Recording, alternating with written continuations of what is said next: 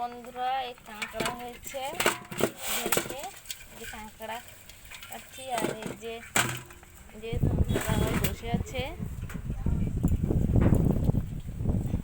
এই যে বসে আছে। আর আমাদের এপাশে প্রচুর হাওয়া দিচ্ছে, রাত্রে ঝড় হওয়ার কথা আছে।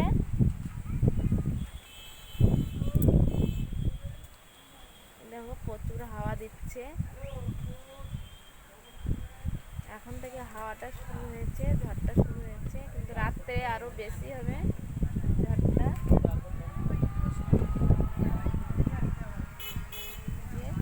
আর ওই যে